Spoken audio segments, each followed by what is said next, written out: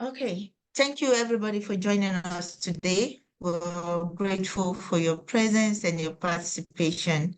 We're really glad to have you all here.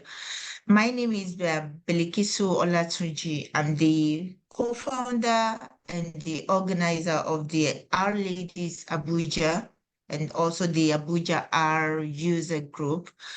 So we're based here in Abuja, Nigeria, and we're really glad to have every one of you join us today. So without taking much of our time, keep you here, I'll go ahead to introduce our speaker today. So I believe she will do more justice to our professional background when she takes up the stage. So Jadey Ryan is a self-taught R enthusiast. So she's working in the environmental data science for the state government. So she's obsessed with cats, nature, R, and Quarto. So she's one of the people that will always look forward to learning from in the Our Ladies world. So, and she's somebody that I've really learned a lot from. So we are really glad to have you here, JD, and we're honored to have you honor our invitation. So I'll like you to share your screen now and take up this stage and share with us what you have for us. Thank you. Thank you so much. Okay, let me get all set up here.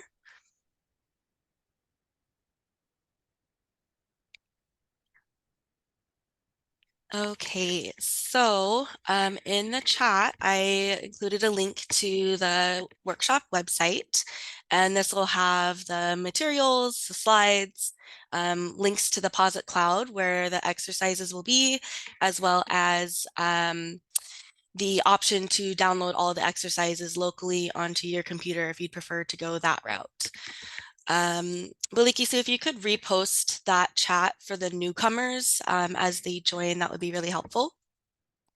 And with that, I'm really excited to be able to share my knowledge on parameterized reporting with Quarto with you all. I do apologize. I am sick right now, so my brain is a little not here today and my voice is not so pleasant to listen to. So hopefully we can get through this together. But with that said, thank you so much to Our Ladies Abuja for inviting me to speak today. And I also want to acknowledge that this workshop structure and website are inspired by these other really amazing workshops taught by Crystal, Shannon, Peter, Mina, and Andrew. Highly recommend any of their R learning materials. Quick, boring stuff is this presentation is not associated with my work. So anything I say is my own opinion, not the views of my employer or any organizations I'm associated with. And this work is licensed under the Creative Commons non-commercial share alike. So my name is Jadey Ryan, and as Balikisu introduced, I am the data scientist at the Washington State Department of Agriculture. I work in the natural resources and agricultural sciences, and I don't have a coding background, statistics background, or any other like data science adjacent education. I started out in more of the environmental field. I have degrees in biology and environmental studies, and then from my love of making things super efficient, I ended up getting this data scientist job. And the other love of mine are my cats. And I recently started up an Etsy shop called The Coding Cats. And this is basically a little store where I make these designs that kind of bring together my two favorite things of cat and code on shirts and mugs and things like that. So for today's workshop, the logistics, I've got exercises for you to do, and I also have demos that I'll walk through. So if you don't have an account with Posit Cloud, please sign up. It's totally free. And this link here is an invitation to the workspace. And then when you join the workspace, you'll want to join or add the Our Ladies Abuja workshop project, not the Our Ladies DC. That was my previous workshop a month ago, and is outdated. So if that doesn't work for you, or if you just prefer to work on your own machine, that's fine. You can use the use course function and download this zip file of exercises for your own machine. And if you open up the slides and follow along, anytime there's a code chunk, you can copy it with this little copy to clipboard button. That is, this is a Reveal.js Quarto presentation. So when we get to the exercises, this button will come in handy so that you don't have to type things out and you can just copy and sort of fill in the blank. And I also should note that this dest dir argument is if you want to specify where you want this zip file to be downloaded to, it will default to your desktop otherwise. And then I would really like this to be an interactive workshop. And so please ask your questions in the public Zoom chat. If you direct message me, I may miss it. And if you have a question, then I'm sure somebody else also does. And I'd also encourage you to raise your hand and come off mute and ask a question if you have any. So today's workshop structure, I'll have some presentation, we'll go through some demos and exercises, and then at the end of each exercise, I have a little chat. And if you answer the question, that just lets me know that you're done with the chat or done with the exercise, and I have a good sense of where we are. Okay, so for this first exercise, I'd like you to share your name, where you're calling from, and something that you've made that you're proud of, whether that's a coding project, a cooking project, something you've crafted, Okay. anything.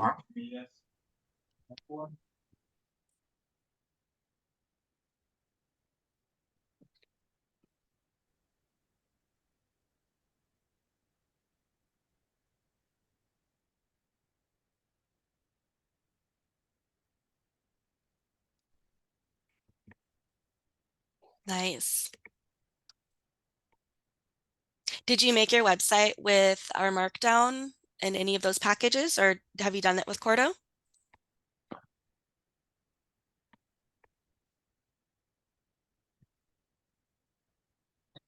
Nice.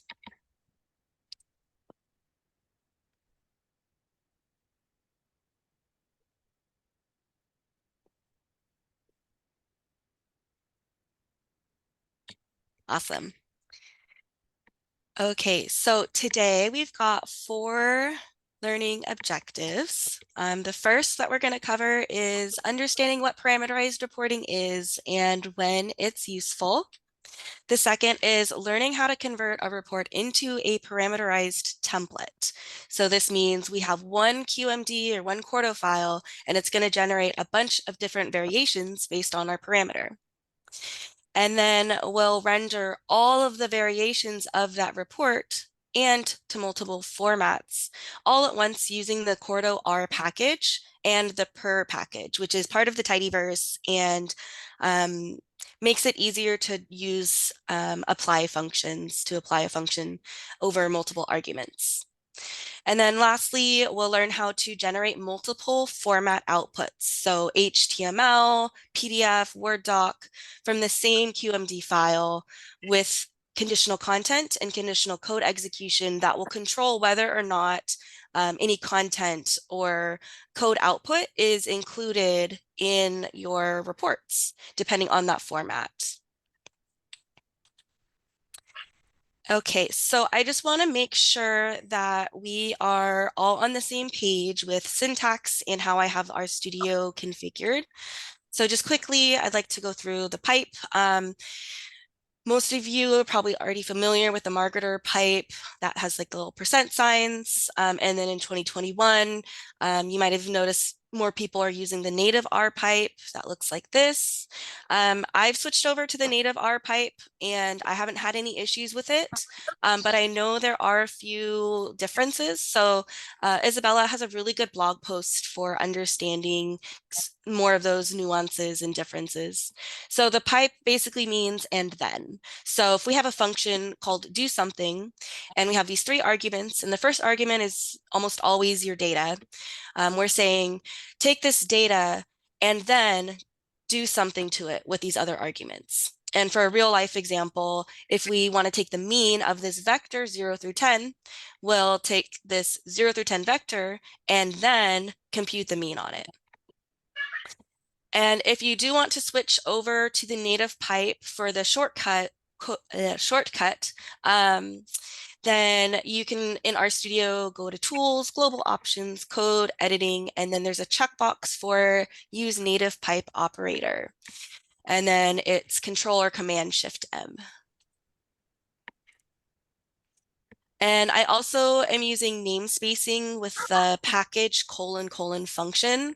So that looks like dplyr : select. And what this does is it says that I'm explicitly using the function select from the package dplyr, which tells R very specifically that we want this from dplyr instead of the mass package. So it avoids name conflicts. You don't have to call the library dplyr in this case. Balikisu, yeah, I see your hand up. Okay, yeah, I just want to kind of give a helping hand to those who want to use the exercises, download it. Oh, I see. Can I Links go say I don't ahead? have access. You have to use the first link. Okay. Oh, okay. So I see. The link that you're sharing is for the project. They have to join the workspace first. So use this one to join the workshop space. Okay. And then the second one, the Quarto Params Posit Cloud, that's the actual project. But if you join the workspace, you should see the Our Ladies Abuja project that you can join. Let me know if that Okay. doesn't work and I can Okay. help troubleshoot more. Okay, let me just add this to it. So for those who are creating their project locally on the machine and want to download the exercises, so you can use these codes to kind of assign the destination for your where the file should be downloaded. So you can just copy this and use that in your project. So thank you. Yep. Yep. And it defaults, like if you don't include that destr argument, it will default to your desktop. So you Okay. can use the getwd or just put the file path to wherever you'd like it. Okay. Thank you. Yep. Okay, so then for this presentation, I am explicitly using the : syntax so that you know exactly which package I'm using a function for. But in the R scripts and QMD files and the exercises, I'm using the standard like library calls and then not namespacing the functions. So just to make that clear, the difference between the syntax I'm using for the presentation and then for the R scripts and QMD files. So the RStudio options that I like to have turned on, these are optional. I just want to make sure you know all the same tips and tricks that I use. The YAML indentation, or really any code indentation, is really fussy. So I like these indentation guides. So it shows me the rainbow lines, and you'll see all of these when I open up the Posit Cloud too. I also like the rainbow parentheses and rainbow matching divs for Quarto files.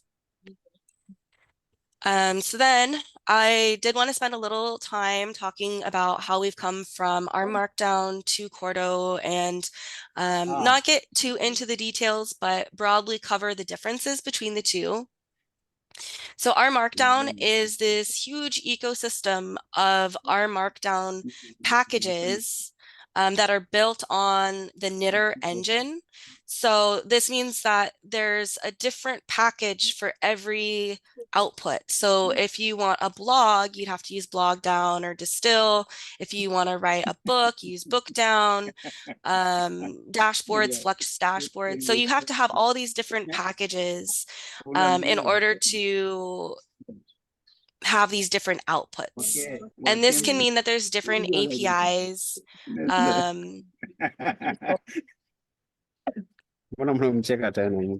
Can we mute if you don't have a question? Thank you. Okay, so sorry, I'm like, my brain's already a little bit foggy and distractions aren't good for me right now. Okay, so yes, our Markdown vast ecosystem, it makes it harder to maintain a project when you do want multiple outputs, when you have to use so many different packages. So on the other hand, Quarto, it doesn't rely on just the knitr R engine or knitr for R code. It's language agnostic. So you can use Python, observable JavaScript, Julia. It does use knitr for the R, but it will use the Jupyter engine for Python and Julia. So it's language agnostic. It has multiple engines. It just makes it a lot more flexible than our Markdown. And so you can use this code in a Quarto document, and your output can be HTML, websites, blogs, presentations. You can make PDFs, Word documents, you name it, and it can pretty much make it happen. And the way it does this is you write your content using literate programming, where you can interweave Markdown and code. And then depending on which language you're using, it'll either use the knitr engine or the Jupyter engine, and it'll create this Markdown file or this plain text Markdown file that then goes into a different piece of software called Pandoc. And then you get your beautiful output, whether, again, it's presentations, manuscripts, HTML, PDF, Word, anything. So it makes it really, really nice to have multiple outputs from the same exact file without having to use other tools or packages. So to reiterate the differences between our Markdown and Quarto, our Markdown is this vast ecosystem of all these different packages that are all dependent on R and knitr. And then Quarto is a command line interface, and it expands the R Markdown ecosystem so that you don't have to have all those different packages, but you still can have those same outputs. But it's batteries included, meaning you don't have to install those other packages, but you can still have your blog. You still can have your blog, your presentation, or what have you. So then that means that Quarto is really this multi-language, multi-engine powerhouse of a tool. But if you're happy with R Markdown and you have something built with R Markdown and it's not broken, there is absolutely no need to switch. You can still use R Markdown. It'll still be maintained. Just likely there's no new features according to Iwei's blog post when Quarto was released in 2022. I will say, though, that if you are looking to streamline your projects when you do have like multiple outputs and want to take advantage of these new features, I do recommend jumping on the Quarto train, but it's not necessary if you have something that works and that you're happy with. Okay, so if you do want to convert your R Markdown documents to Quarto, change your file extension from RMD to QMD, and it's as simple as just renaming that file. The second thing is to change the YAML header. Like the main one is changing output, where it'd be like output PDF to format PDF or what have you. So there might be a few other differences in the YAML header, but that's the main one that I've noticed. And then the last step is to convert your chunk headers with the knitr function convert chunk header. And what this does is it converts your chunk options where they're inside the curly braces into this like hash pipe, and then the chunk option name, and then that value for that option. And this is really helpful for if you're using alternative text for figures. So that way you can have multiple lines and it's not just all crammed into this little curly braces. One sad difference that Quarto does not have that our Markdown does is if you've used parameters with our Markdown, you might have noticed that RStudio has a little knit with parameters button that opens this GUI that's built with Shiny, where you have drop downs and checkboxes, and then can interactively pick your parameters.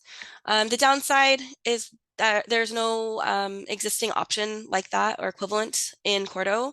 There is a workaround that's kind of advanced that I haven't tried. If you've tried it, let me know how it goes. But it's discussed more in this GitHub discussion. It's far too advanced for me, but I just wanted to put it out there for you in case that is something that you're interested in. Okay, so then I wanted to just provide some resources for those R Markdown users who are new to Quarto. And I saw somebody said they're new to Quarto in the introduction. So I highly recommend this workshop by Mina and Andrew.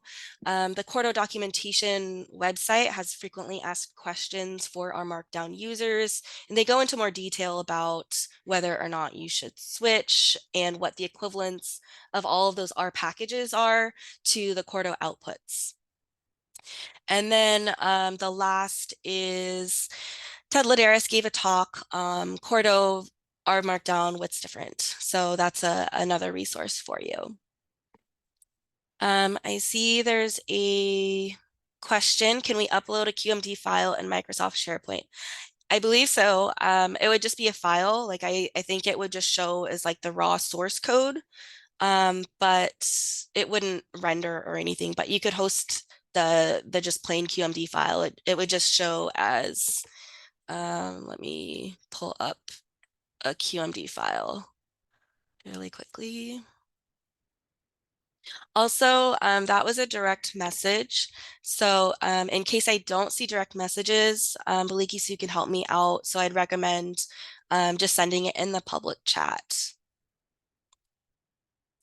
So this is what a Quarto, this is actually the index slide for the this GitHub repo for the workshop.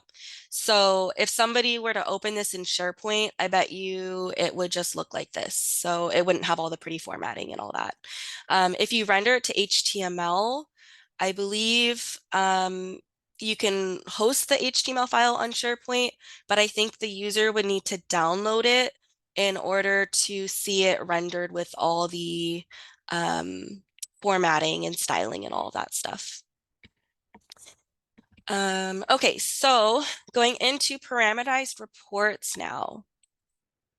So there's so many different use cases, and this is really the magic of parameterized reporting is you can use it for states, years, like if you can filter by it, you can parameterize by it. So these are some examples that actually were in our Markdown. I haven't found that many examples with Quarto yet because it is still relatively new, but this one is creating maps based on the state.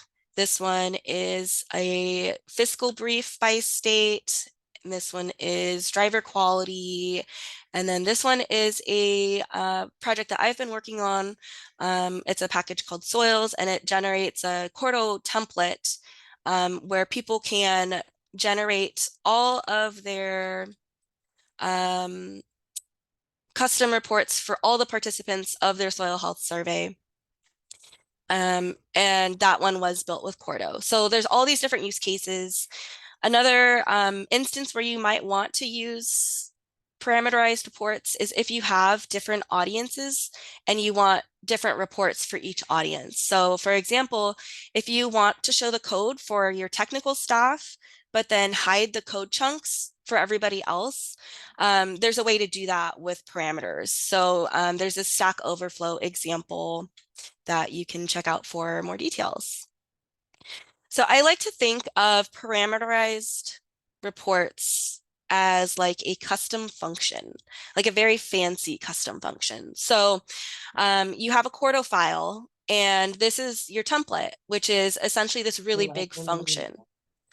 And then your parameters are going to be your input. So in this example, we have a variable called year, and we're using year as our parameter. And then our reports, all the variations by year would be our output. So if this params $year would equal to 2019, 2020, and so on and so forth to generate a report for each of those years. What makes a report parameterized? So all parameterized Quarto reports are going to have a YAML header that uses a params key value pair. So backing up a step, YAML is yet another markdown language, and then started to be known as YAML ain't markup language, as it became known that it's more of a data-oriented language than just markup. So this YAML header will contain all the metadata or configuration of your document. So that can include metadata like your author, date, so on and so forth. But then it's also going to have this params key value pairs. And these are what you're going to use to be able to use that report as a template and create different variations. It's really important to note that the YAML is a different language than R, so it will not recognize data frames or lists or other R data types and structures. So the only valid parameter values are strings, numbers, and Booleans. And then again, this is a little bit more advanced, so I'm just linking some resources, but if you do need to pass a data frame as a parameter, you would need to serialize it and then unserialize it with the JSON-Lite package. And here's a couple of resources for if you want to try that workaround. So the general workflow that I've sort of adopted for parameterized reporting is first just writing a report template with our default values hard-coded, and then I render, review, and iterate over that report. So that's going to just look like a Quarto file with no parameters in the YAML header, and then just including code with my hard-coded values like year equal 2019, so on and so forth. And then the second step is going to be setting those default params key value pairs in the YAML header. And then the third is to, in the report content, replace all of those hard-coded values with those params variables. Then I'll render the report, review it, revise it, and then we'll render the extreme cases in review. So this is trying to find all of the edge cases. So for example, for our soils reports, there would be some farmers who had only one sample, and then there were other farmers who had maybe 15 samples. When I had rendered the reports, all of them all at one time, which took about 4 hours, when I looked at the farmer with all the 15 samples or so, I realized I had to redo the whole thing because the tables went off the page, the plots were too cluttered. So there's definitely value in trying your sort of your middle parameter, whether it's like a high amount of data or a high value, and as well as your low, to make sure that you're catching those extreme cases and getting all of your formatting right so that you don't have to wait another 4 hours to review or to render all those reports again. So then the next step is to render all the variations of the report at one time. And that's where the per package comes in, and we'll get to that later on. So here's the first exercise. If you are still having trouble with Posit Cloud or haven't been able to download onto your computer with Use This, let me know. But I'd like you to open up this first exercise, x1 swisscats.qmd, render it, and then just look at the source markdown and code, and then look at the output, the rendered report. And then in the chat, let me know what you think the variables are that we could set as parameters. And a little hint is to run the setup chunk and then look at that pet's data frame and see what variables it has.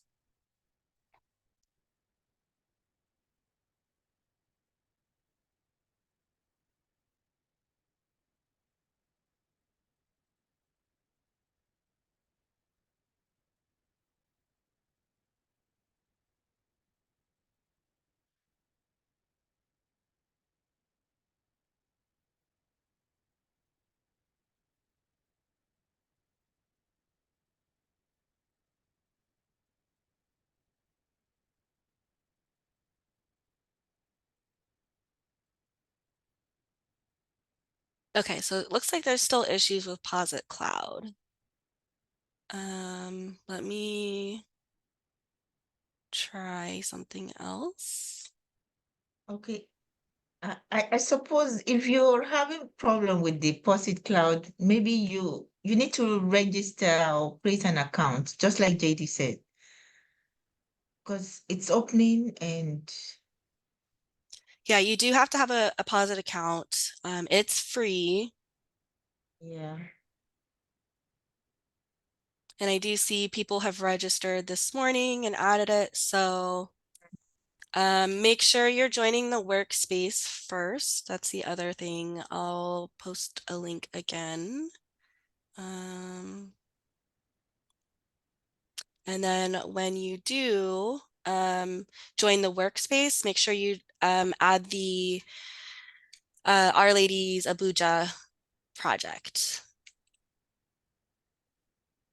Okay.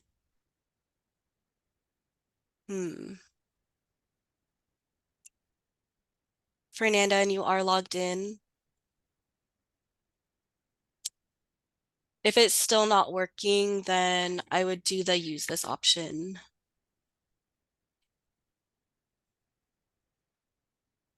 Sorry, this is only the second time I've used Posit Cloud, so still learning.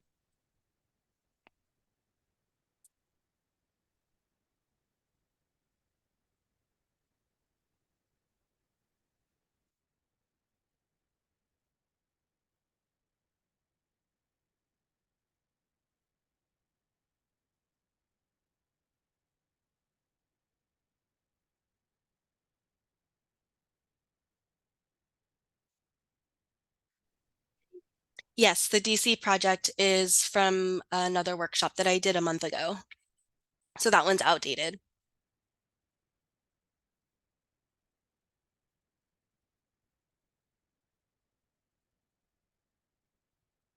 Good.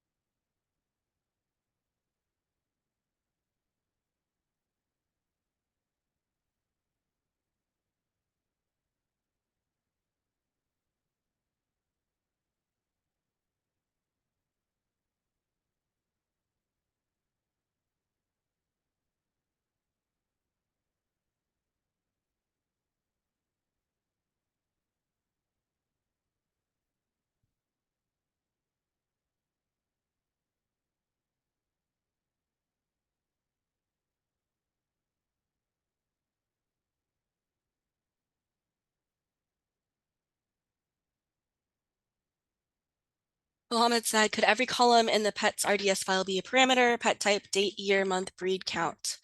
I would say everything besides the count. So, I mean, you technically could, but I don't think there would be as much value. So pet type, breed, those are categorical values and we can filter easily by them. Year you also could, but what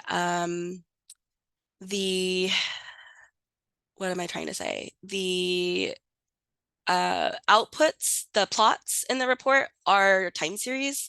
So year wouldn't do as much good. One of the challenges that I was thinking about for this workshop, but realized it was probably too much time, is having sort of a challenge to rewrite the report content so that you could parameterize it by year and then plot by month instead of year in the report. So switching over to Posit Cloud, opening Swiss Cats QMD.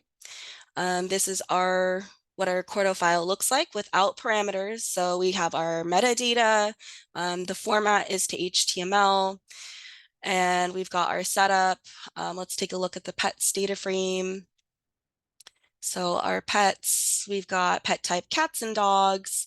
This is a data set from Switzerland, and it's really interesting and there's a lot more data to it. So if you're interested, there's a data folder and the R scripts that import and clean up the data are included if you're interested in playing more with this data set. So if we hit render, it will render our report. And it pops up in our viewer pane. If you prefer to see it full size, you can click this little show in new window button and it will open it in a second page. So this is the plot. And like I said, it's like by year. So if you wanted a challenge after this workshop, you could change the code so that it shows by month and then a parameter could be year. Okay, hopping back to the slides. So the second step that was outlined in that workflow is to set the params in the YAML header. So we have our title, some other metadata, our format types, and then we set our params. So when you're working with the params in the YAML header, you have to set default values that exist in your data set. So for example, like my cats are snowshoes, so that's my favorite breed. So I would do snowshoe and then it would render for snowshoe as we just saw in that exercise. And this is also what I mean when I say to sort of render with the extreme cases. So if you had a parameter that, I mean, like these are all kind of the same, but if you had parameters that had like a lot of data, you would change the default value to the low end or the high end, render it, make sure the report looks good. And then below, so the YAML header is sandwiched between these three dashes, and then the report content is below those dashes. And again, your default params, the ones that are in your YAML header, this is what the report will render when you click that render button. And these have to be in your data set. If you try like typing ABC for the fave breed, it will be blank. But if you have code in your report that requires this to not be blank, or if there's no like stop if not function or error handling, it will just error and halt the execution or the rendering of the report. Okay, so accessing the parameters, first you have to run just any line or chunk and it will add the params to your environment. Are you talking about variable name or responses? I'm not sure. Yes, in line 7, where you have fifth bridge, it's supposed to be ordinary bridge. Sorry, say that again.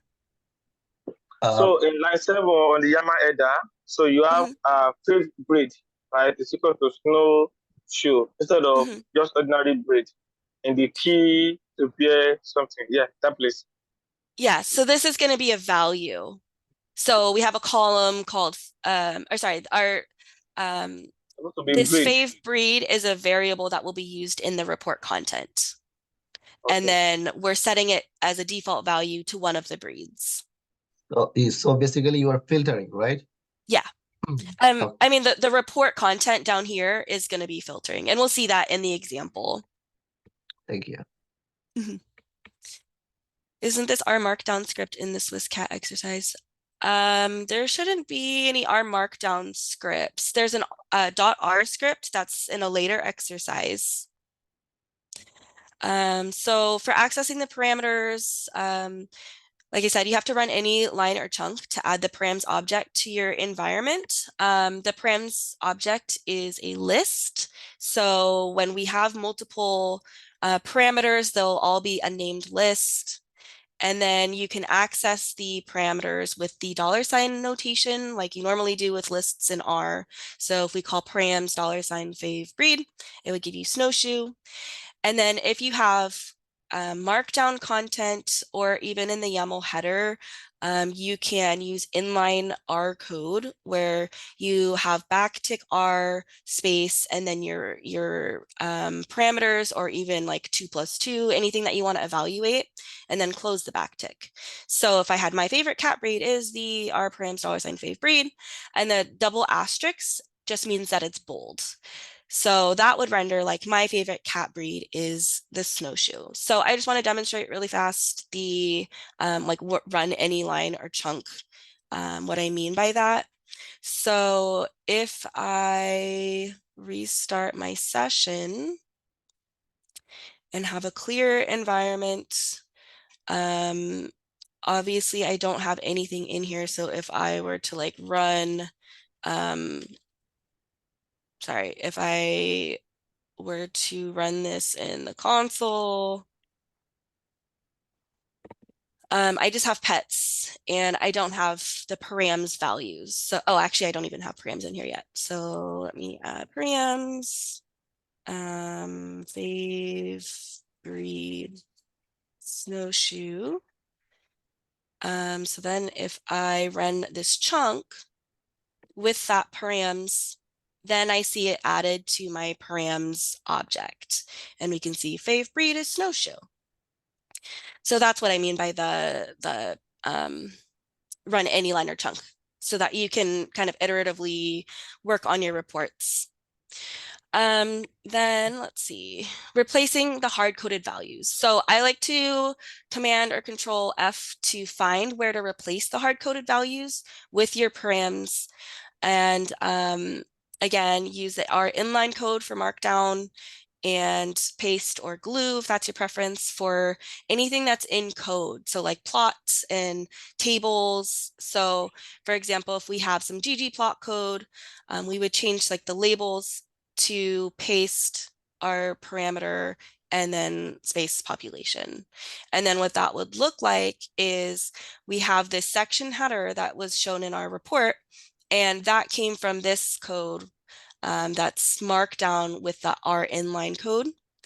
And then this is the plot, and the plot has a title, snowshoe population, and that comes from the paste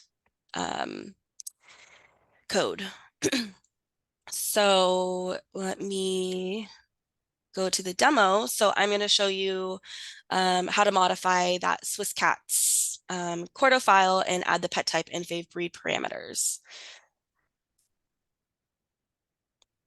Okay, so I already added the fave breed, so then let's add pet type. And we'll say cats. And then if we render it right now, nothing, let me change it to like ragdoll or something else. You'll see that the plot for the favorite breed is not going to be updated. It's still snowshoe. Everything is still snowshoe. And that's because we haven't actually used this fave breed or pet type variable in our code yet. So that's where the control find comes in handy. So if I do Control F to open up this little find pane, and I can do cats, and then we want to replace that. Well, you can use this replace, but I prefer sometimes to just find them because I don't want to change the parameter at the top. So if we breed of, we're using inline code, so our params pet type, and then we'll copy this for the next. So anytime again we see cats, and we don't need to quote it because it's an object. So here's where we're filtering. This is like I like to say, if you can filter it, it can be a parameter. It makes it really easy. So instead of having that cat's hard-coded, we're now using that params pet type value. So then let's find our next cats. So this is in the label code for the subtitle. And we will replace cats with a paste. Paste, comma, and then I think that should work.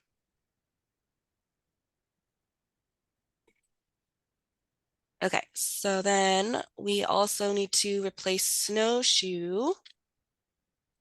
And I'm going to delete this little fun bit about snowshoes because that's not relevant to our other things. So we'll paste our params, but then we're going to change it to fav breed. And then anytime we see snowshoe, we will replace it. And instead of snowshoe, we'll call this fav breed. And then let's see what else. Snowshoe, fav breed. And then our title again will be a paste, params fav breed, and population, and parentheses. And I think that's everything. Okay, so then if we render it, let's see if I did everything correctly. Okay, I missed something. Width must be a number, not the string cats. Okay, I am using this string wrap, and I'm just gonna get rid of that because let's see if that works. Except now I think I need paste. Paste here, and does that close everything and render? Let's see. It's not real life coding if there's not errors. Okay, fav breed, what did I do?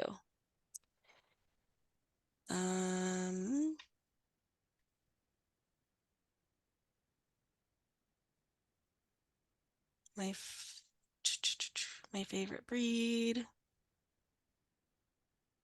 Oh, you know what I did is I did not enclose the R backtick. So R, then our params, and then fav breed. And now we have my favorite breed, ragdoll population, and then our report. So there is how to take a just regular report without parameters and then replace all the values with that params variable. Are there any questions on that?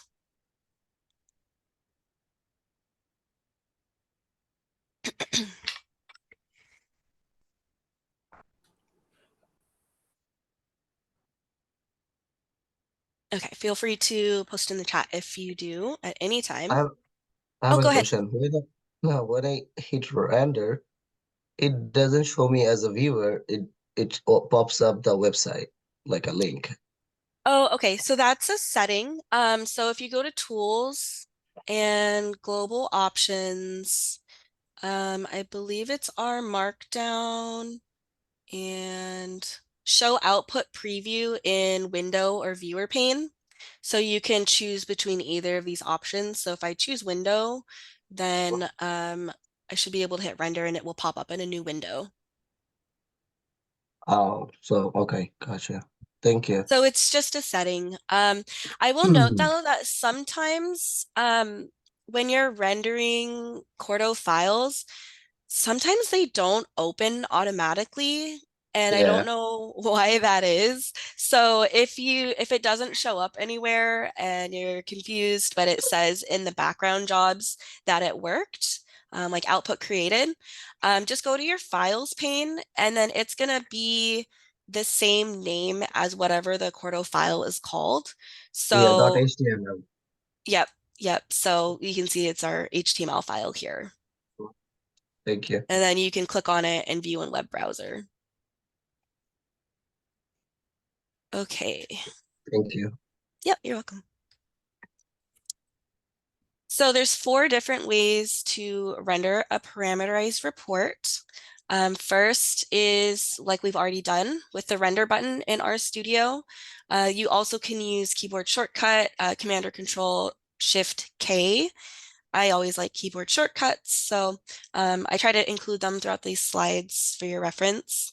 You can also check the render on save button, and then anytime you save the document, the preview will update. The document will re-render and it will update. So that button is okay. There's normally a render on save, and I don't see it in Posit Cloud. So let me see if it's on my RStudio, because that's curious. Yeah, that's interesting that there is no render on save on Posit Cloud. Let me wait for this to open up.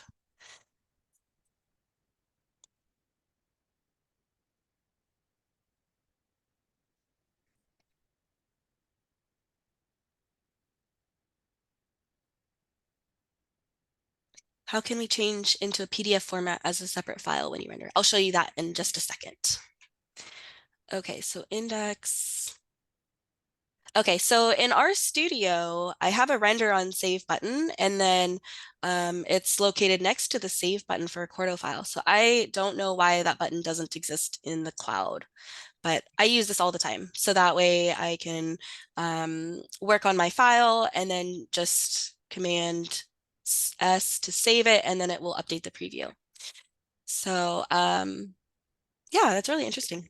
Okay, so for rendering it to a PDF format, once we have a PDF in our format, so in this area, again, YAML indentation is really fussy. So anytime you have like secondary arguments underneath like one YAML option, make sure that they're lined up. So like HTML PDF, and I have my rainbow indentation guides, so I can see they are lined up.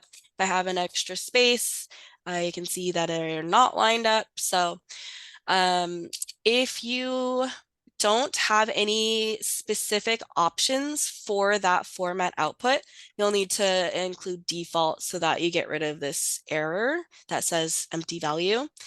And once we save that, now what's happening? Okay, so I'm in the wrong file. And that's because I have blanks here. And so this is what happens if your default parameter values don't exist in your data set. You'll sometimes get an error. So in this case, this breed is not able to run because there's no subscript or whatever.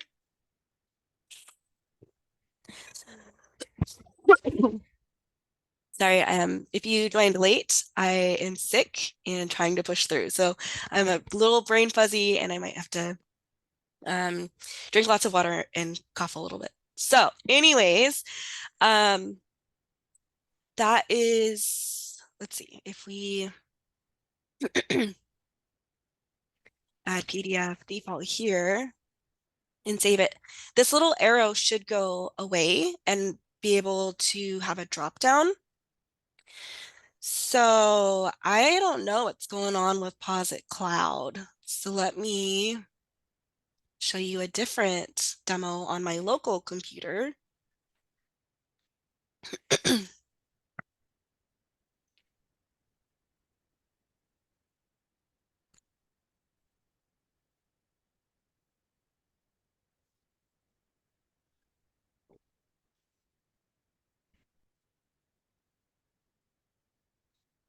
Okay, so if we do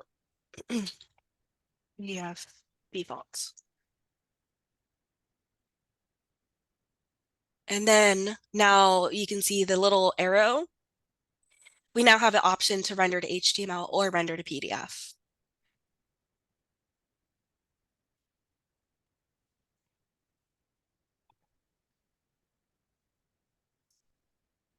So that's how you quickly render to a different format. You have to have the different format option to make this dropdown appear in your local RStudio, but apparently not the cloud, which is confusing. I wonder if I reopen it. Oh, okay. So I added the defaults, or I added the PDF default, I saved it, and then I closed the file and reopened it, and now I have the render PDF. So things that I'm learning about Posit Cloud. Good question, though. I have a question. Yeah, go for it. When I try to save as PDF, it's showing me there's some latex like missing something, packages and stuff. I don't know Are what is you happening. on Posit Cloud or are you on your local My computer? personal local computer. Okay, so you have to have LaTeX installed. So there's a tiny text install function that you'll need to render PDF reports. Okay, so if you run this, Uh-huh. then it should install the LaTeX and then that error will hopefully go away. Just be warned though that it can take a really long time because it's kind of bulky. Okay. Um, But when I research about, I've seen like there is another way. Mic, MIKTEX. What is Mic mm, text console?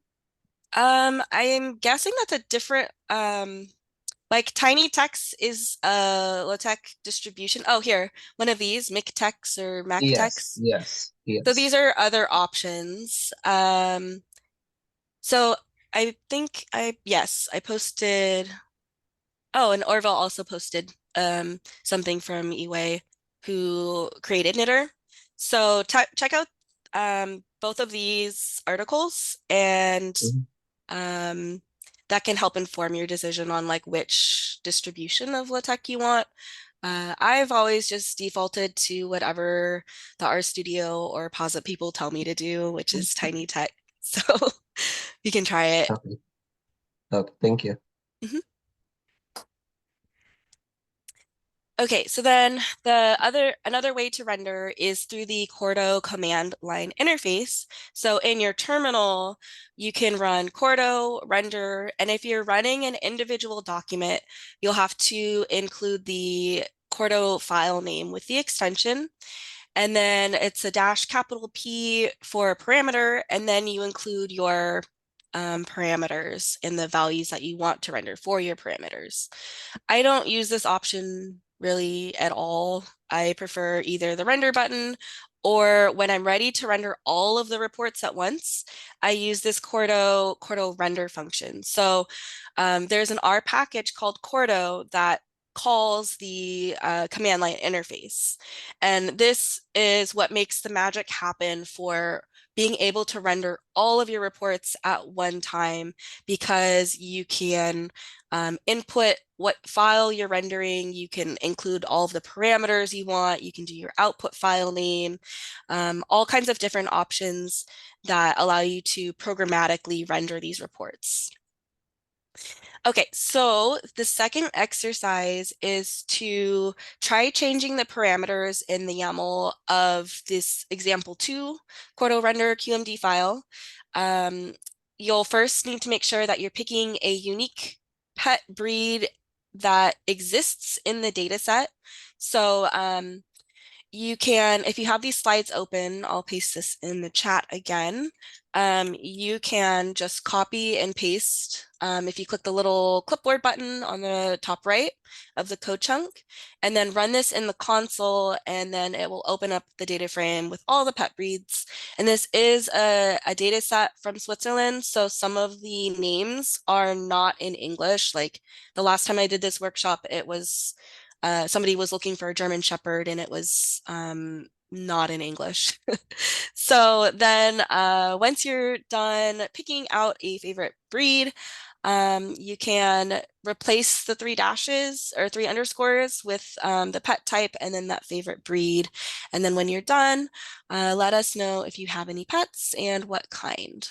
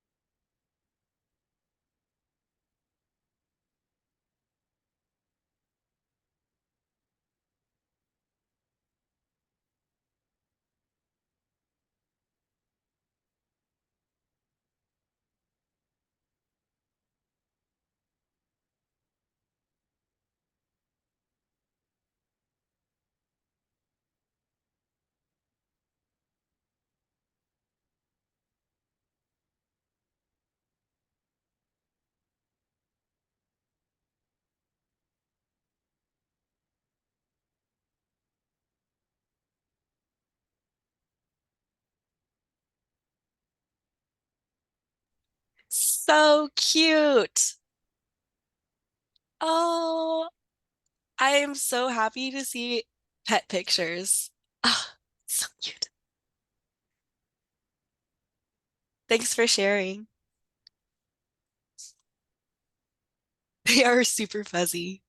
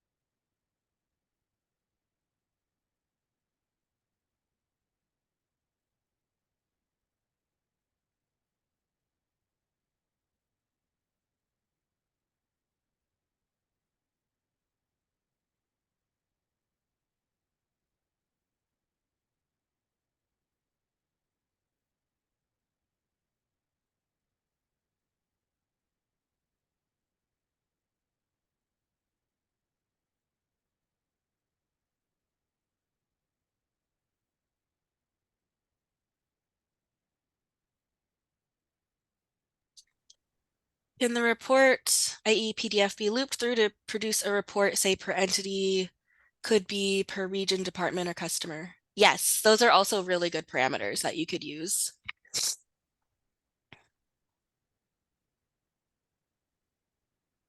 And we'll get to looping through to be able to do all those reports and all those different customers, regions, departments, whatever, all at one go in one script.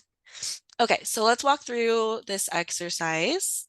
So we are in Quarto render 2, and let's first grab this guy and run that in the console. And then we can see all of these different kitties and dogs.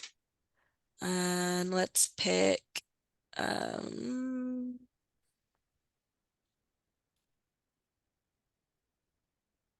I just got to pick one. Okay, I don't know what a Kai is, but it sounds cute. So let's do dogs and Kai.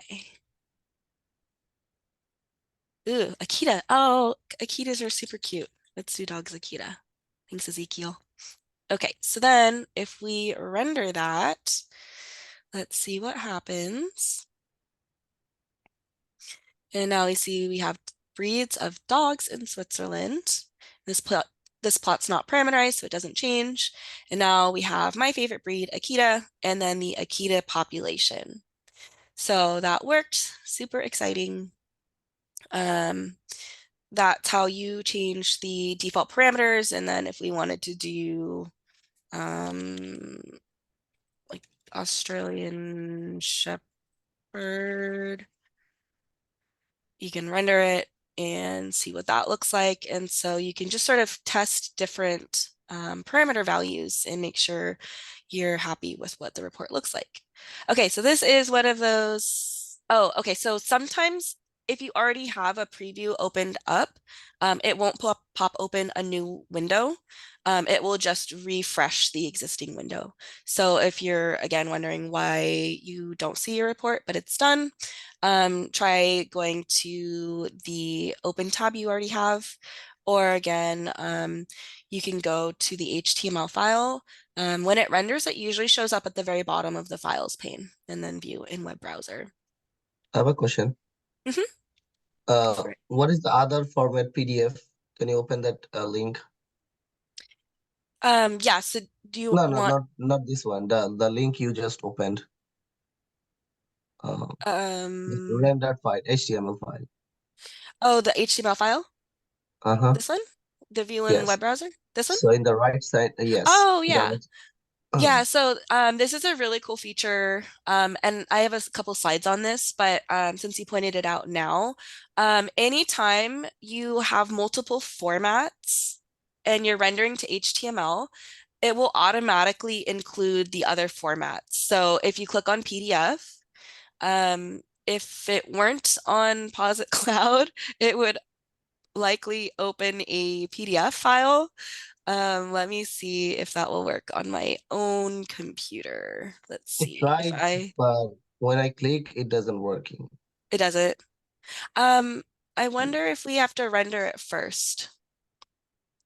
So if we try rendering the PDF first so that it exists, I wonder if that would make it run. Okay, so here's our PDF. And then if I render HTML again,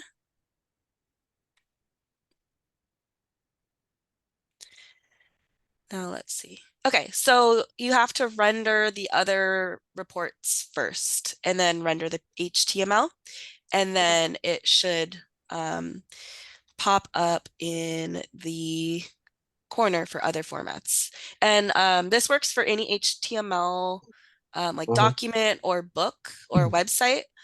So sometimes you'll see like books that are published with Quarto, and in the right side, it'll have like other formats for an EPUB version or a PDF version. And that's really cool. So do you have to like render every time? Like for instance, I change only few slides, right? Few section, and I don't wanna like render the whole thing? Is there any way you can like set a parameter in the YML header so that it doesn't render the whole things, only the section you changed? I don't think so. I think you would have to just re-render the entire report. But if Okay. you did want to just only include like if you wanted to conditionally include some content based on whether it's an HTML format or a PDF format or some other like executable expression, you could, but I don't think that there's anything for just if it's changed or not. Okay. Thank you. Mhm. I have a This question, please. Yeah. Okay, my question is from the Yama header in the line 14 and 15. So the choice of key depends on the user, right? The pet type? The choice of key name, like favorite, depend on the user, right? Like it can be called anything, Yes. right? Yes. Oh, Yeah. great. So if you are used to our markdown parameterized reports, there used to be like a button where there'd be an interface for choosing the parameters. Unfortunately, there's no version of that for Quarto. I have an earlier slide that has sort of a workaround option. But yeah, if whoever's rendering the report, they'll have to change this value up here. But it is better than having to change all of the values every single time like we did the first time when we first converted this to a parameterized template. Does that answer your question? No, what I mean is the name you call your key. For example, the first one is called pet type, while the second is called favorite, right? So if I want, I can call it anything I like, then change the parameter on the other trunk code, right? Yes, yes. So this is totally arbitrary. So like we could change great. this to just pet, and then anytime we see pet type, change to just pet. Oh, great. Thank you. Yep. And Fernanda asked, this happened because we put the option PDF default. Yes. So because now we're rendering to multiple formats. So like if I do docx in default and then save it, and then I think I have to open up the file again so that it adds it to the dropdown. Now I have this MS Word. And if I render that, and now I have a Word document that opens up at some point. Okay, so here's the Word document. And if, so now we have a Word document, which I clicked it too many times, so I have two, I guess, the PDF and an HTML. Now, if I render the HTML again, I should have a PDF and a Word document. Yeah, see, look at that, PDF and MS Word. So this way you could send somebody an HTML report, and then if they want to edit it, they could click this MS Word button and then download the Word document and edit it and send back changes to you without having to look at the Quarto code or anything like that. So very cool. And I have another slide later on about that feature and how to select which formats appear in that corner, or if you don't want any formats to appear. Okay, so I have our next exercise where in that same file, the same example 2, I want you to try changing the parameters instead of in the YAML header, change them using this Quarto render function. So I'll copy this into the chat again, and you can copy this code. And again, this is in the console, not the Quarto document. And then fill in what pet type and breed you want to use, and render, sorry, not render, but run the code to render it.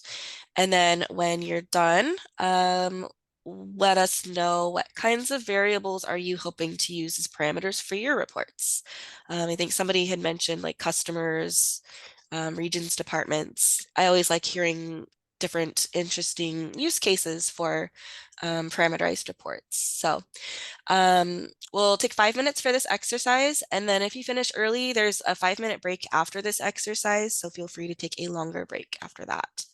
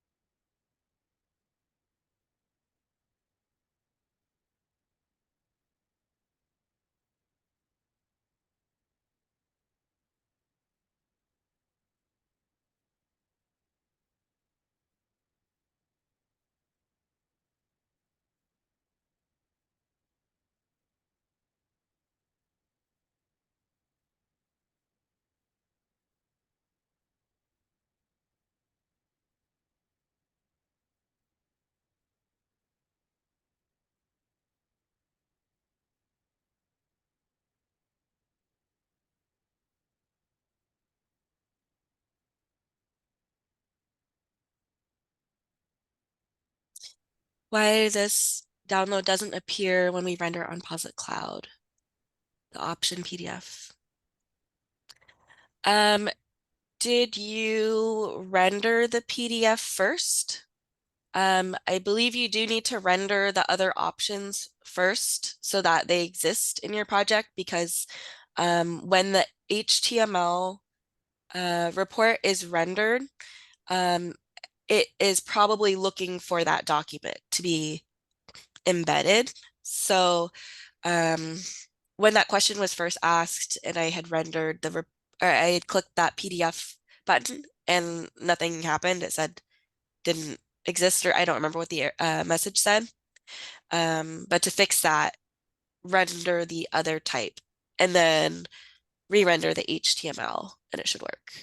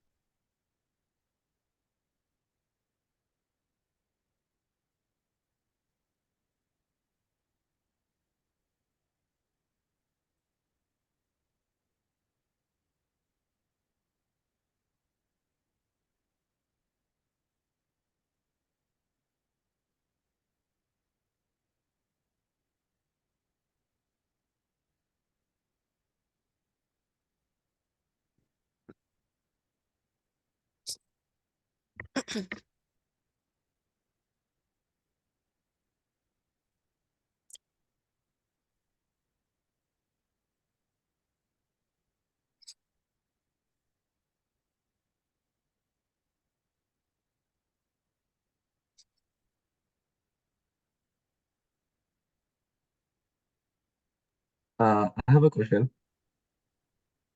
Yeah, go ahead. So when you render to PDF, how can you like make sure it breaks the pages? For instance, I have some figure and I want to show them in a single page. and I want to make a page break. How can I do that? That's a good question.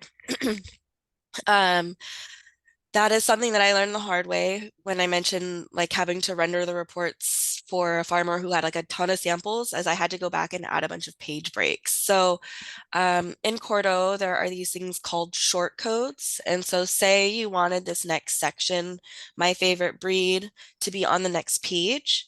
There's different short codes, but they all have like this syntax where it's curly brace, and then I don't know what you call that, an angular bracket.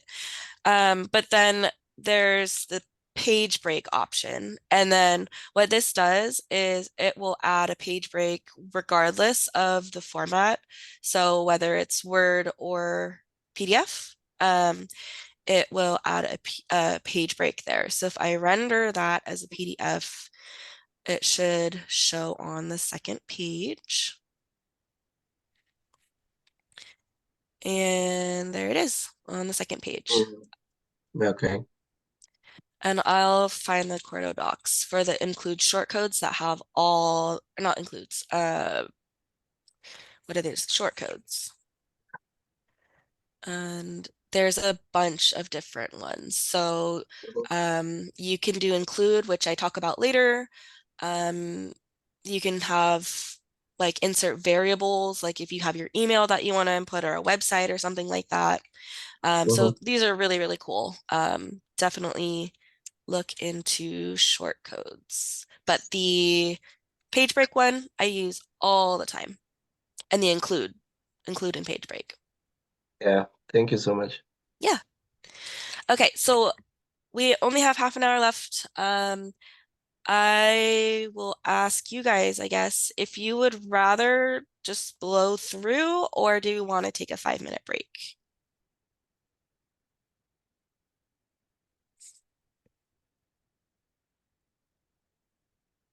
Okay, one person blowing through it. Let's see if there's anybody else that's okay. Okay, cool. Oh, let me walk through this exercise too.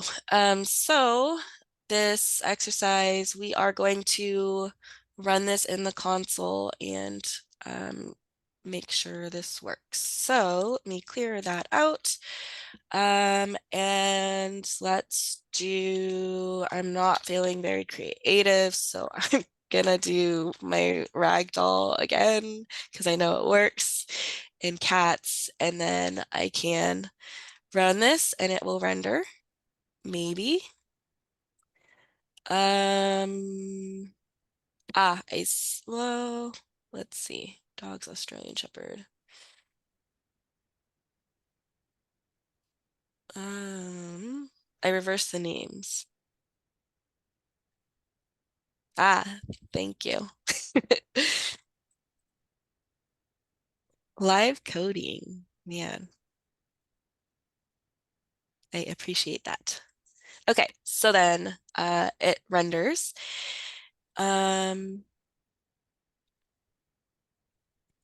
Another problem is the image figure size. When rendering, the image size changes and looks bad. Is there any way we can resolve this issue?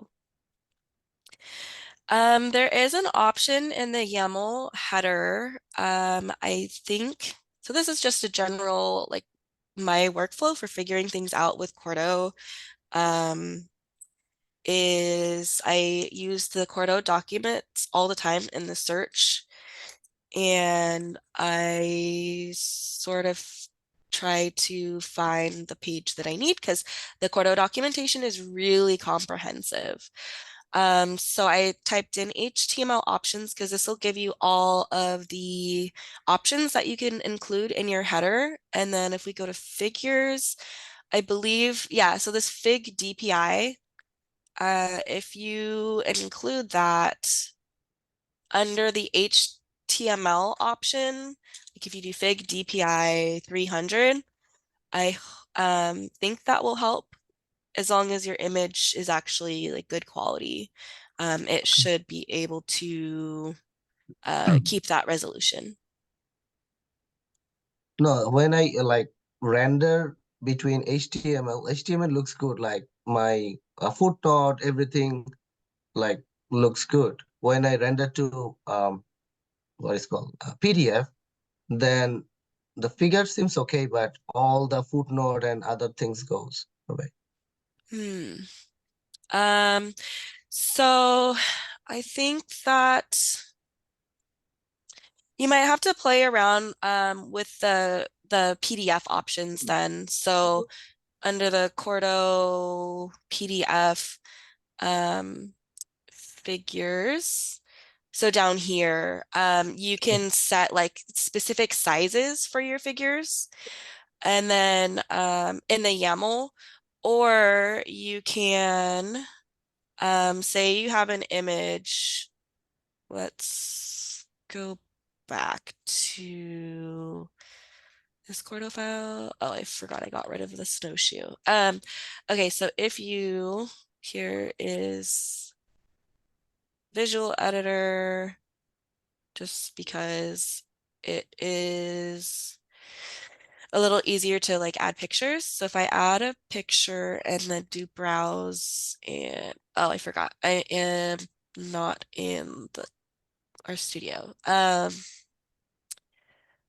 Let me grab a picture from Google. Snowshoe cat. Okay, copy image link. And then add an image from the URL. Okay, so once you've added the image, oh gosh, that's intense.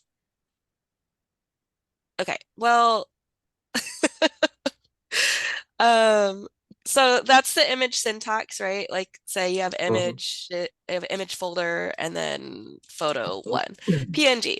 So then the syntax for like adding special like classes and attributes and stuff is this curly braces and then fig like width equals 50%. But as I'm typing this out, I actually am not sure if that works for PDF or not, or if that only works for HTML.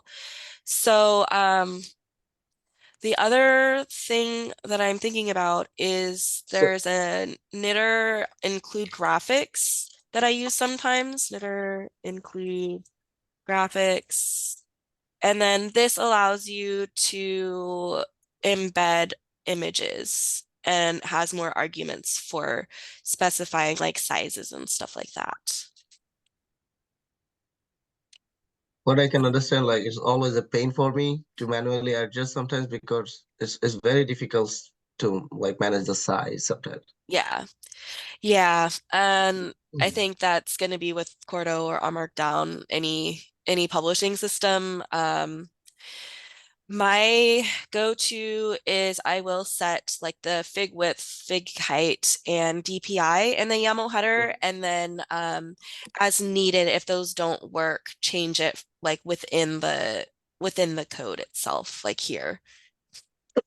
So yeah, in that the second system you showed, so you have to like for instance, I have ggplot figures, right?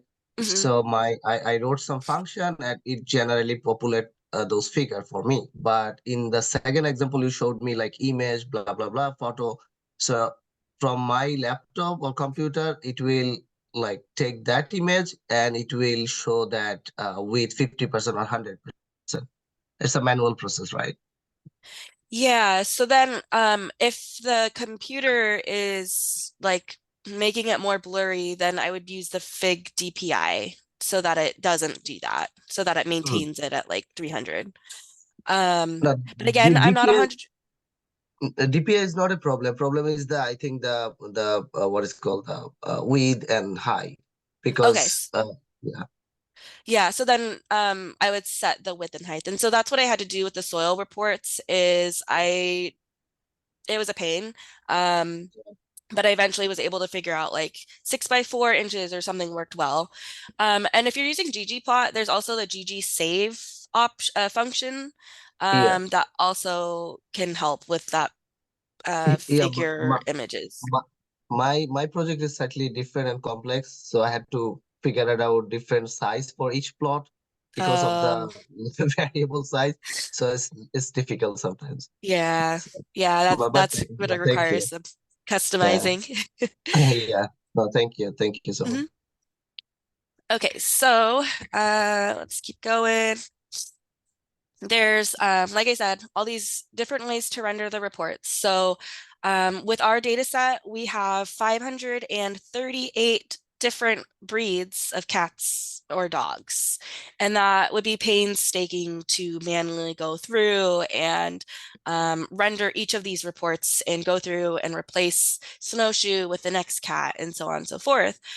So yeah, the first manual option is beyond just like changing control find, is to change that default params in the YAML, which means you only have to change it in one place instead of the whole document. But it still sucks because when you render with the button or the keyboard shortcut, it is going to keep the rendered report. It's going to keep the name of the Quarto file. And then when you render it with the next parameter, it's going to overwrite that. So you'd have to rename all of these rendered reports as you go to include the parameter and date if you want and prevent that overwriting. So you do it once, then you have to repeat it for 537 times, and then I would cry. The second manual option is using the Quarto render function. Here we are including the input file, we're naming the output file, and then we're including the execute parameters, but still we're having to come up with the output file name and replace the pet type, pet breed, and doing this 538 times, also going to cry. So the programmatic way is to create a data frame. It's going to have 3 columns that match the Quarto render arguments. And those 3 columns will be output format, and this is going to be the file type like HTML, Reveal.js, whatever. Output file, which is the file name including the extension, and then an execute params column, which will be a named list of parameters. So then we can map over each row using the per pwalk function, where we have our data frame. The function we're applying to that data frame is Quarto render, and then we have our named list of Quarto render arguments. So what does this look like? So this is the chunk that creates the data frame that we're going to iterate over. So first, what we're going to do is pass in our pets and then get all of those distinct pet breed combos. And then we're going to add a column for our output format. And for now, we're just doing HTML. And then we're going to do an output file where we are going to make these pretty names where it's all lowercase and we have our pet type and our pet breed and then report, and they're all separated by dashes. So that's what this code is doing. And then we're going to execute, make a column called execute underscore params.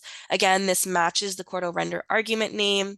And this is using another per function map2 that iterates over both of these variables, both of these vectors, and then it's going to create that named list. So our pet type equals the pet type from that row. So first, we're going to subset to just the first 2 cat and dog breeds so that we aren't rendering 538 reports. And then we're going to use the pwalk function to iterate over all these arguments simultaneously.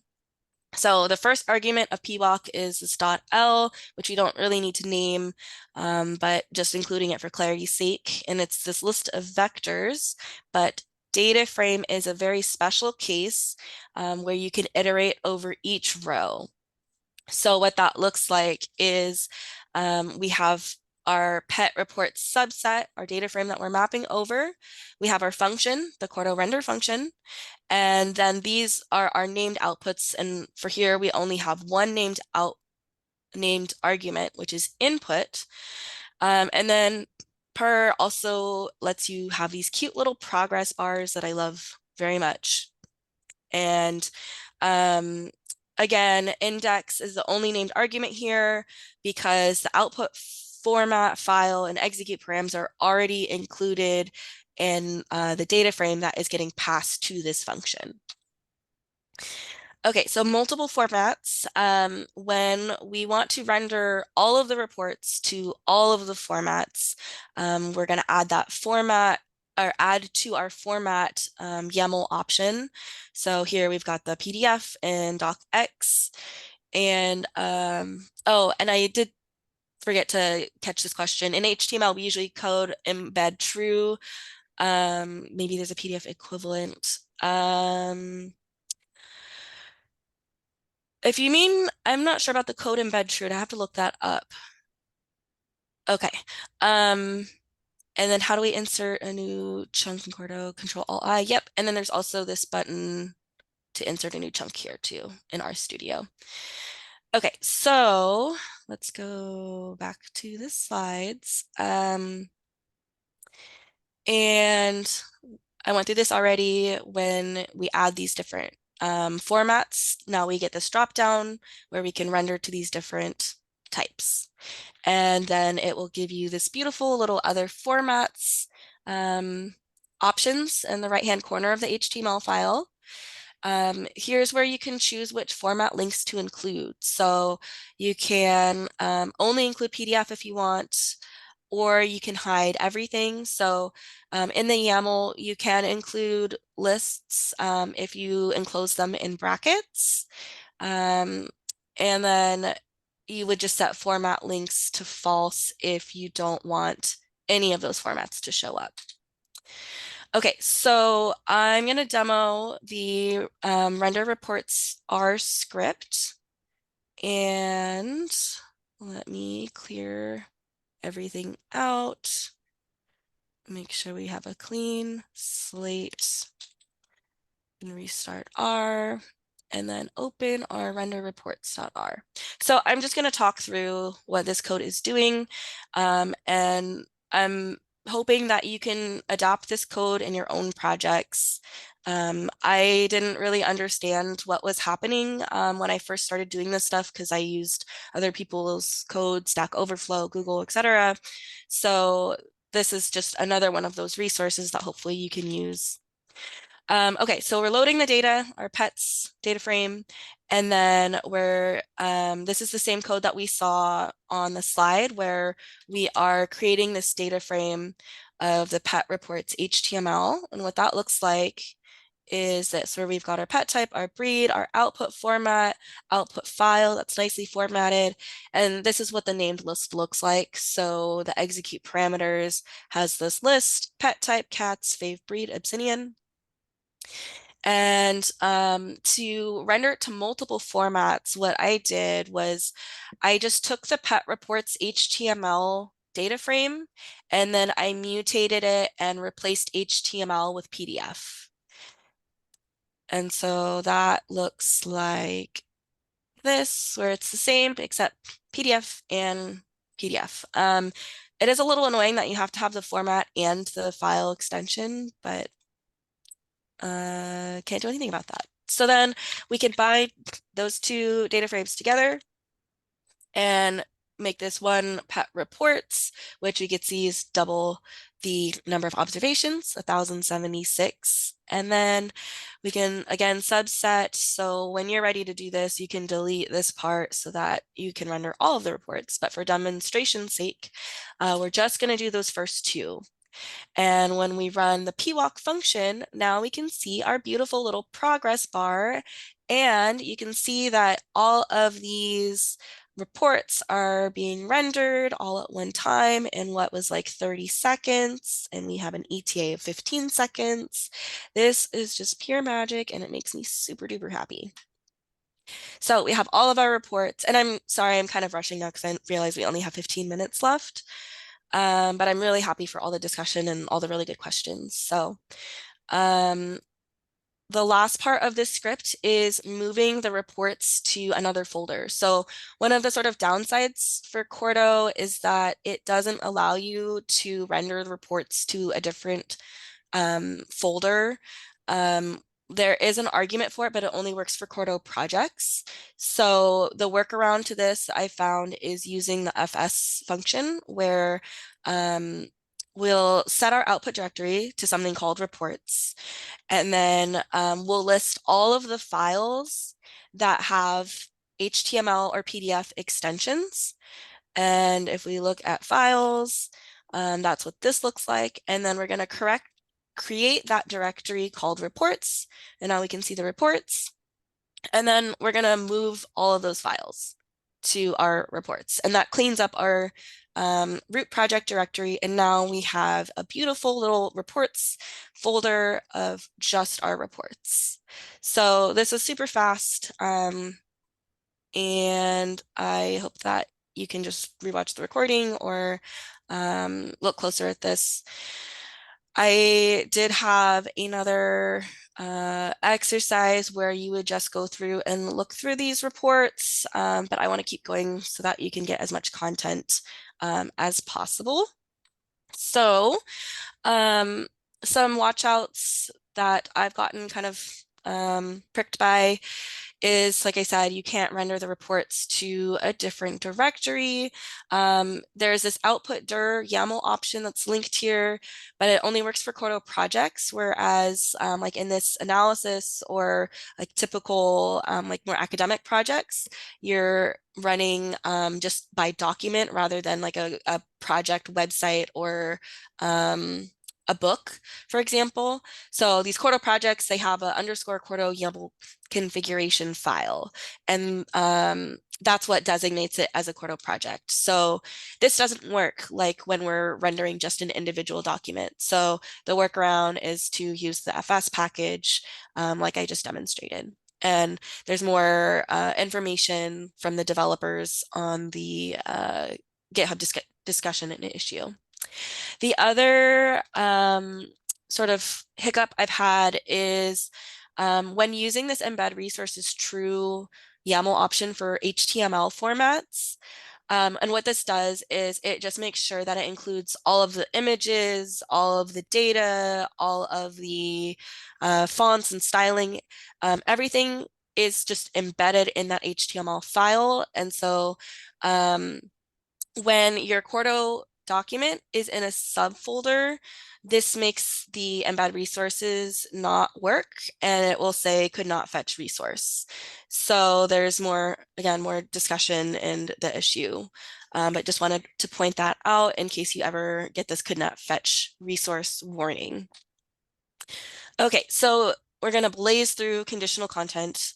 So there's ways to control whether or not your content is hidden or visible with these very special classes. So content visible and content hidden are classes. And then the when format and unless format are attributes that are for this class. So these classes and attributes can be applied to divs, which are the 3 colons, and then the class in the curly brackets with the attribute. This is saying that this text will only appear or will only be visible when the format is HTML. This also works for spans. So if you only want to like make a little bit of text visible in HTML, you can do that with these spans. And then non-executable code is fenced code blocks that are just for documentation purposes. Like this code is not rendered because it's in the markdown syntax, it's fenced. You can look at the GitHub repo to see what this looks like to render it as just this purely documentation code block. So these are the 3 instances that you can use these content visibilities. It's really useful for when you want to include static versus interactive features.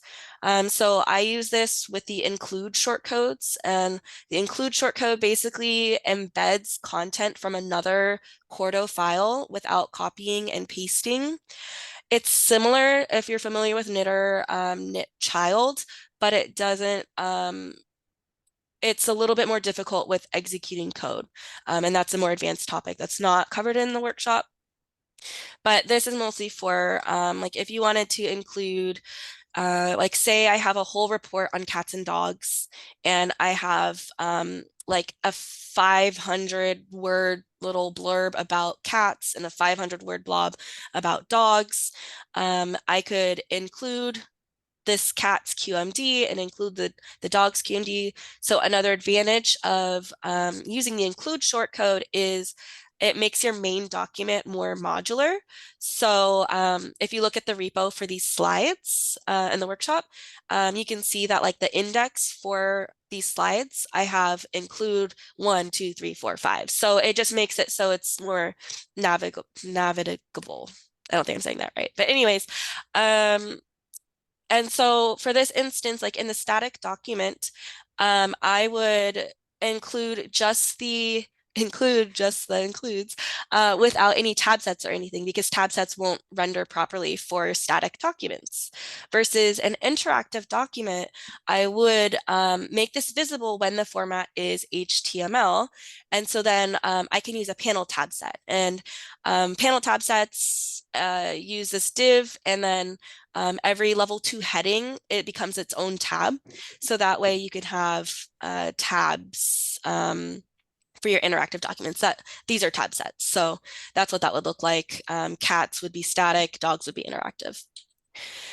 And then the other thing to point out is that the Quarto devs documentation recommend using an underscore prefix for included files so that if you are rendering an entire Quarto project, they don't render by themselves. So that's why there's this underscore cats and underscore dogs. Okay, so I'm going to just blow through this exercise where we look at exercise 4. Yeah, if Is there a question?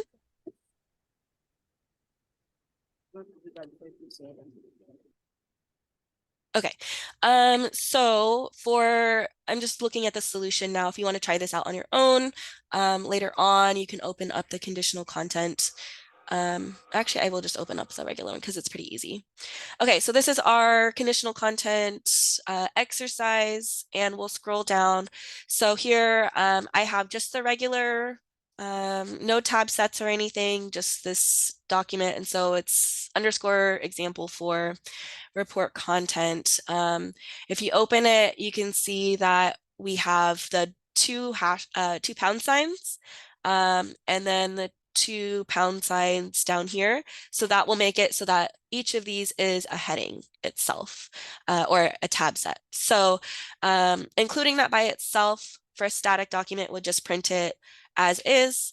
But if you are rendering it for HTML, then you can include this panel tab set div, and then that would make it into tab set. So what I would do for this exercise is content hidden when format equals HTML, and then content visible when format is HTML.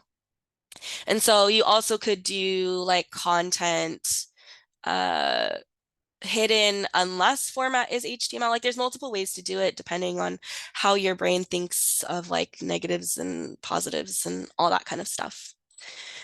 Okay, so conditional, you can also conditionally execute code. So the last example was all static content or non-executable code. This example is for execution of code. So if you're wanting to have like Plotly interactive plots for HTML reports, but static ggplot for your Word documents and PDFs, this is where you would want to use conditional code execution. And this is kind of a workaround, so you can follow along with this GitHub discussion for the status updates on the development progress for adding this feature more natively. So the workaround is including this chunk in your setup, chunk of your Quarto file. And what this does is it gets the format of the pandoc output. So it's using this knitter ops $get. And the format variable, you can name it whatever you want. This is just holding either HTML, LaTeX, or docx. And then we can use this format function, format variable in our eval chunk option with this expression. So this $ expression is syntax for basically evaluate this. And we only want to evaluate this code chunk if this expression evaluates to true. So for the static plot, we don't put PDF because Pandoc renders with LaTeX. So we put LaTeX and then docx, and then this would execute only if we are rendering to PDF or docx. Versus if we only include HTML, then this will only be executed, this interactive plotly code will only be executed for HTML. And you can even use your parameters in this expression. So if you wanted to have a special chunk like that on the very first exercise that had that little picture of the snowshoe cat, if I only wanted to have that included, I could add this eval chunk option around that area. And if there was code for it. So there's more documentation and instructions details here. And then this exercise is filling in the blanks again. So let's hop in here. So this is our regular report template. And we're going to go to our ggplot code. And we want this to render if it's LaTeX or docx. So just filling in the blanks. And then we want the plotly if it's HTML. And then we want here docx and LaTeX and then HTML. And so now we can see if we render to HTML,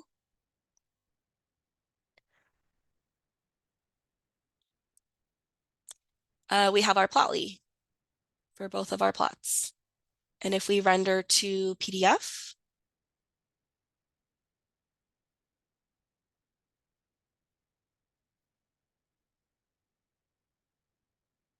now we have our regular ggplot code. So that's conditional content in 2 minutes. There's just a recap of learning objectives. So I hope that you'll use sort of these last like recap slides as maybe a cheat sheet for when you do your parameterized reporting. So you don't have to like go through every slide by slide. You can sort of remember what we talked about. I just really hope that this workshop website and slides can be a resource for you to copy and paste and modify. So yeah, these are all just sort of summarizing all the steps from each of our learning objectives. And I did ask for a survey from the first workshop, and I'm going to ask for another short survey, like 5 questions, like takes a couple minutes. If you would please do that, because this is only the second time I've ever led a workshop. And the feedback from the first workshop was that I ran out of time. And I ran out of time again in this one. So clearly I didn't cut enough. But also, like, it was really good to have all the discussion during this workshop. So I'm sorry that I didn't leave time for like questions and discussion at the end, but please feel free to reach out to me. If you add me on LinkedIn, include a message, because I'm getting a little overwhelmed with like LinkedIn requests. So just so I know that where you're coming from. And I really hope that you are feeling empowered to tackle your parameterized reporting projects. And thank you all for being here. And I'm happy to stay around for some extra time to answer questions. Okay, please, you can use the same link. If you have questions, let's use the same link to join back if you want to join back. Yeah. So we can still use the same link. Great. Thank you very much, Jadey. Thank you very much. Thank you. Okay. No, but And it thanks was for actually putting up with me. It was interesting. We had an interactive session. We were participants were really encouraging, and I think that's awesome. Thank you, everybody. Yeah, I really, Have a really great rest appreciate of the your day. participation. Yeah. So I will use the quickly. Thank you, everybody. So we'll see you some other time then. Thank you so much. Thank you. Please don't forget to fill the form. Fill the form. Thank you. Fill the form, please. Fill the Yes, thank you form. very, very Thank much. you.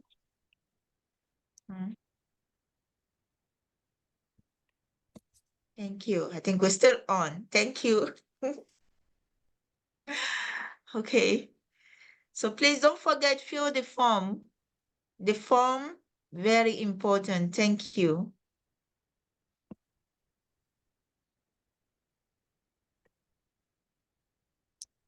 I'll post it in the chat again. So I've shared it Thank again. you. I've shared it again. Okay. Okay. That's good. So please fill the form. Thank you. Yeah, I'll Thank be you doing so this much. workshop again for Cascadia Okay. conference in person. So Okay. the feedback will really be helpful. You really did great. We're really grateful. Thank you so much. Thank you. Thank you. So, and for all participants that asked questions, interacted, it gave an opportunity to even learn more. Thank you very much, everybody. And thank you for staying with us to the end. We appreciate you, and we look forward to meeting you some other time. So, thank you so much, Jadey. Thank you. We Yes. appreciate you. So please get well soon. Take care of yourself. We're so grateful. Thank Thanks for you. bearing with my coughing and stuffy nose. No, Thank you, guys. we didn't feel that at all. Okay. Thank you. So we keep in touch. So All right, sounds it's good. going to be a bye-bye then. So we'll allow you to rest. Bye-bye, everybody. All right, thank you so much. Goodbye. Bye.